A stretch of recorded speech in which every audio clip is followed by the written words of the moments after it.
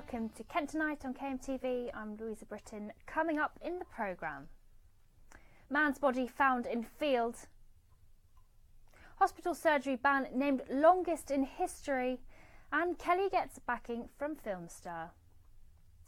The body of a man's been found in the middle of a field in Canterbury. Forensics taped off the area next to Hollow Lane after the body was discovered at around 8 o'clock this morning. Inquiries are ongoing, but at this stage the death isn't being treated as suspicious. 2 men have been sent to prison for a total of 40 years for attempting to smuggle millions of pounds worth of cocaine into the UK. More than 20 kilos of cocaine was exchanged at the Holiday Inn Hotel in Rochester back in July last year. CCTV captures the moment a small plane lands at Rochester Airport carrying more than 20 kilos of cocaine from the Netherlands. The footage from June the 30th last year shows the driver, 53-year-old John Bewalder from Holland, making journeys to and from the aircraft with a suitcase. He then checks into a room at a nearby Holiday Inn hotel. He's shortly followed by Jan Pollack, who collects the 22 kilos of cocaine worth a staggering £2.4 million. They were arrested shortly after as police found the drugs stuffed into a Sports Direct bag. And back in December, they were both found guilty of conspiring to import Class A drugs into the UK.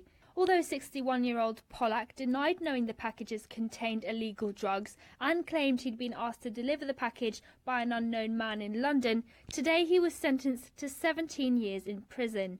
Bewalder has also been given 23 years at the Old Bailey in London. Louisa Britton, KMTV. Up to help pay for Ben Savage's funeral. The teenager went missing after a night out at the Tap and Tin bar in Chatham almost 2 months ago. On Wednesday, his family were told a body had been found in the River Medway near the Civic Centre in Strood. The GoFundMe page was set up last night by a relative and has already raised more than £1,000 for the 18-year-old's funeral. The ban of non-emergency operations by a Kent Clinical Commissioning Group has been named the longest in health service history. Here's Josie Hannett. For the next 2 months, patients who need surgery to help with pain, immobility and disability will be affected.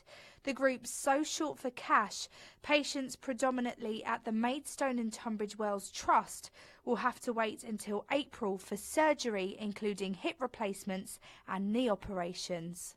It's hoped the move will save around £3.2 million, but 1,700 patients will be affected as a result. The amount we spend every year is about £250 million, and we're talking about a £3.2 million reduction. So it isn't a big change in percentage terms. So there will be some patients whose surgery will be delayed as a result of this. But it won't be the majority of patients by any means. With the surgery ban well underway until the start of the next financial year, disgruntled patients will have to wait just that little bit longer. When St Peter's Church in Sandwich was hoping to install some new toilets, an unexpected discovery was made. Among other things, the archaeologists discovered human remains. Rachel Dixon has more. What was once a community secret garden has been upturned by a team of archaeologists. They were hoping to install toilets at St Peter's Church in Sandwich, but what they dug up was far more than soil. It's the second week here at the dig, and there have been some exciting discoveries, including this burial vault with some human remains and some Anglo-Saxon pottery, possibly from 700 AD. The Canterbury and Dover archaeologists have teamed up with the Churches Conservation Trust, who work to preserve churches across the UK.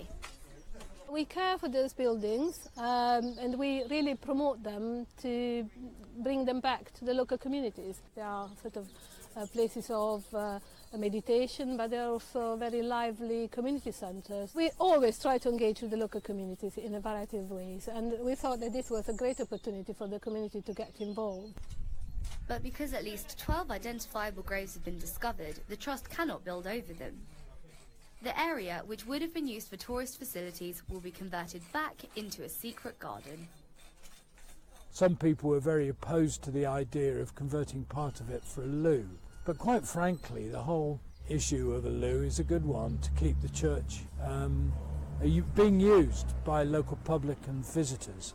It's the sort of thing the church needs to keep it going. It certainly deserves it. It is the most beautiful church. Rachel Dixon for KMTV. And the creation of a super council and Kent's reaction to Trump are the topics for this week's Paul on Politics. Our political editor Paul Francis is joined by Professor Richard Skase from the Kent Business School and Chris Wells, the leader of Thanet District Council, who believes a super council would save money. So that's what I'm trying to get to. Is you are already doing a lot of this stuff. We are already doing a lot of this stuff. Why do you need a new council? Because in practice, what you'll find is you're actually spending on the infrastructure of 4 councils for those particular services where you have councillors and 4 management teams, whereas in fact you could probably operate with 1. And in doing that, you do save that degree of money whilst getting a balance between the economies of scale and still being properly democratically representative. What are the alternatives? Yeah. You stay as the district council, stay as the district councils as they are, or maybe we'll go with Mr. Paul Carter's dream of having a Kent unitary and have things even more remote. And you can catch the whole show on Sunday at kentonline.co.uk. And finally, X-Man actor James McAvoy has donated £50,000 towards Kelly Turner's cancer treatment. The 16-year-old now has enough to pay for her specialist surgery in New York. The teenager, who has a rare form of cancer, met the Hollywood star on Tuesday when she was having chemotherapy. Overall, she needs £1 million to follow up with immunotherapy. And just before we go, here's Adam Devaney with the weather.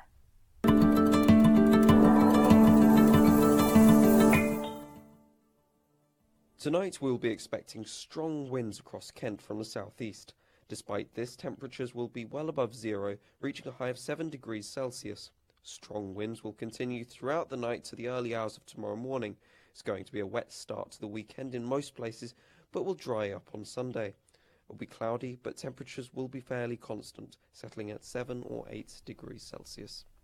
And that's all from us this evening. We'll be back again on Monday with all the latest stories from across your county. In the meantime, don't forget you can always listen to KMFM or log in to kentonline.co.uk. Have a wonderful evening. Good night.